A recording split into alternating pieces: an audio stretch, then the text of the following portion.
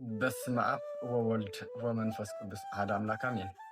ናይ እግዚአብሔር ቤተሰብ ናይ ወላዲት አምላክ ኣዴና ናይ ቅድስት ድንግል ማርያም ናይ ሓደራ ደቂ ናይ ኩሎም ቅዱሳን ፈተውቲ ኣብ ዘለናሉ ኩሉ ኩርና ዓለም ናይ ኣምላኽና ናይ እግዚአብሔር ኣምላክ ኢየሱስ ክርስቶስ ፍጹም ሰላም ይብዛሕልና። እስከዛ ኣብ ትሕተኛ ጽሕፍተኛ ንባ ሓቢር ከኢየሱስ ውጪ ትፈርጣታለ እንጂ ወደ እግዚአብሔር አብ ማንም ጻድቅ አያቀርብህም ድንግል ማርያምም ጨምሮ ዮሐንስ ምዕራፍ 14 ቁጥር 6 ተባሂሉ ተጻሒፉልና ነው። እዚ ጻሕፈት ሓንድ ሓፍትና እያ ብፍላጥም ዘይፍላጥ ቻ ተጻሒፉሎ እዚ ጽሑፍ እዚ ንኦርቶዶክሳውያን ዘደናግር ንፕሮቴስታንት ዝስማዕማዕ ብጣዕሚ ትክክለኛ ዘይኮነ ኣጻሕፋ ኣብ ዘይቦትኡ ዝኣተወ መብራህርህ ዘይብሉ ማለት እዩ። እዚ ድማ እንታይ ይገልጽ ለዋህ ዝኾነ ምእመን መደናገሪ ናይ ፍቅሪ ናይ ቅድስት ድንግል ማርያም ናይ ዘይቦትኡ እትያ ፍቅራን ምቅላል ወይ ድማ ፍቅራን ክቅንስ ንኦርቶዶክስ ለዋህ ምእመን ዝገብር ጽሑፍ እዩ። ምክንያቱ ዮሐንስ ወንጌል ምዕራፍ 14 ቁጥሪ 6 ትርጉሙ እንታይ እዩ ዝብል ምርኣይ የድሊ። ምክንያቱ ፕሮቴስታንት ከም ዝብልዎ ኦርቶዶክስ ተዋህዶ ዘይተምህሮ ከም ተምህሮ እናምሰሉ ብናይ ዓለም ትርጉም ክንደይ ምእመን ካብ ቤተ ክርስቲያን ንኽርሓቅ ንኽጠፍእ ዝገብሩ እዮም። እዚ እውን ከምኡ እዩ። ኣብዚ ቦቱ ዝኣተዎ መደናገሪ ናይ ሓሰብ ጽሑፍ ማለት እዩ። ቤተክርስቲያን ከም ትብሎ ኣምሲልካ ብምጽሓፍ እዚ ድማ ንመን ይድግፍ? ፕሮቴስታንት ማለት ዮሐንስ ወንጌል ምዕራፍ 14 ቁጥሪ 6 ግን ስለመን እዩ ዝናገር? ስለ ቅድስት ድንግል ማርያም ዲ ወይ ድማ ስለ ናይ ኣምላኽ ስራሕ እዩ ዝናገር ዝብል እስኪ ንርእያ። ኣቲና ክንሪኣ ከለና ዮሐንስ ወንጌል ምዕራፍ 14 ቁጥሪ 6 ታንሳ ጻሕፈቶ ኢየሱስ ድማ ኣነ መንገድን ሓቅን ህይወትን እየ ብዘይ በኣይ ሓደ እኳ ናብ ኣብ ዝመጽእ የለን እዩ። ኣብዚ ዘረድአና ዘሎ ናይ ባህሪ ኣምላኽና ኢየሱስ ክርስቶስ ናይ ባህሪ ኣቦኡ ኣብ ስራሕ እዩ ዝነግር ኣሎ። እዚ ድማ ናይ ባህሪ ናይ ፍቃድ ሓደ ከም ዝኾነ ይነግር። ምክንያቱ ኣምላኽና ኢየሱስ ክርስቶስ ዝስሕቦ ናይ ባዕሉ ናይ ኢየሱስ ክርስቶስ ፍቃድ ናይ ባህሪ ኣቦኡ ኣብ ፍቃድ ናይ መንፈስ ቅዱስ ናይ ባህሪ ህይወቱ ፍቃድ እዩ ዝገልጽ። ስለዚ እንደም ትሕቲ ቁጥሪ 7 እዩ ዘሎ ናይ ፈሊጥኩም እንተትኾኑስ ነበይም ፈለጥኩም ነርኩም ካብ ሕዚ ግና ፈሊጥኩም ወርኢኹም ኣሎ። እዚ ናይ ኣምላኽ ስራሕ እዩ ዝነግር ዘሎ።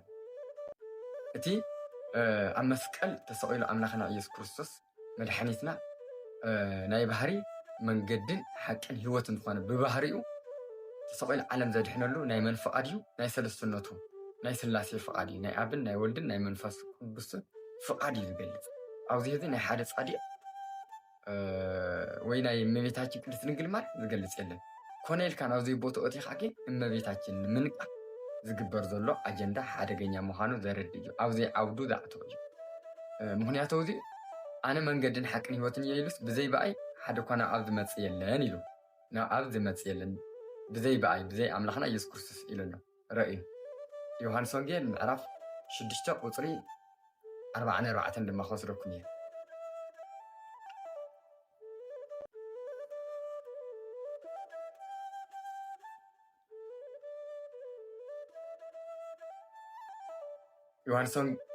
ዮሐንስ ወንጌል ምዕራፍ 6 ቁጥሪ 44 ድማ እቲ ዝለኣኸኒ ኣብ ዝሰሓቦ እንተዘይኮይኑ ናባይ ክመጽእ ዝኽእል ሓደ እኳ የለን። ኣነ ድማ በታ ዳሕራዊት መዓልቲ ከተንስአ እዩ።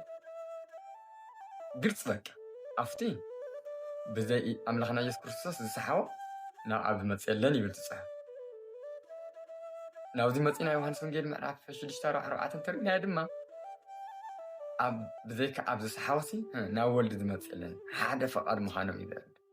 እዚ ድማ ናይ ኣምላኽ ስራሕ ናይ ኣብን ናይ ወልድን ናይ መንፈስ ቅዱስን ናይ ስላሴ ፍቃድ ሓደ ከም ዝኾነ ናይ ስላሴ ስራሕ ሓደ ከም ዝኾነ ብባህሪ ብመለኮት ሓደ ስለ ዝኾነ ከምቲ ዮሐንስ ምዕራፍ 10 ቁጥሪ 30 ኣነን ኣብን ሓደ ኢና ዝበለ ዝገልጽ እምበር ኣብዘይ ቦታ ኣቲኻ እመቤታችን ንምንቃፍ ዝግበር ዘሎ ጉዕዞ ሓደገኛ እዩ። እመቤታችን ካብ ፈጣሪ ንታሕቲ ካብ ፍጡራን ኩሉ ንላዕሊ ዝኾነ ምልእተ ጸጋ ርህርህተ ሕሊና ቤዛዊተ ዓለም ንብላ ብጸጋ እያ እመቤታችን። እግዚአብሔር ብዛሃ ጸጋ ምልእተ ጸጋ እያ።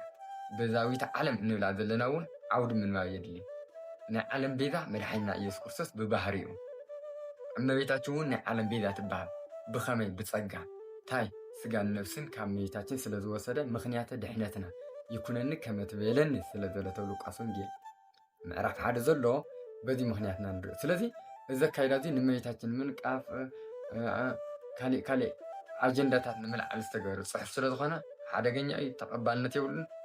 ዝኾነ ይኹን ናይ ኦርቶዶክስ ተዋህዶ መፅሓፍና ነናቶም በብዓውዱ እዩ ዝትርጎም ዝንገር ክተምህሮ እትኽእል እምበር ተሓደ ናብቲ ሓደ ንኣትኻ ኦርቶዶክስ ተዋህዶ ዘይትብሎ እናምሰልካ ምፅሓፍ ነውርን ጌጋን እዩ።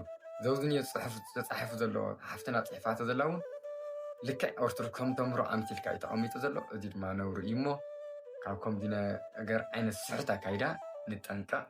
ኣምላኽና እግዚኣብሔር መስተውዓል ልበና ይሃና። ወስብሐት ለእግዚአብሔር ወለወላዲቱ ድንግል ወለመስቀሉ ክቡር ንዘለዓለም ኣሜን።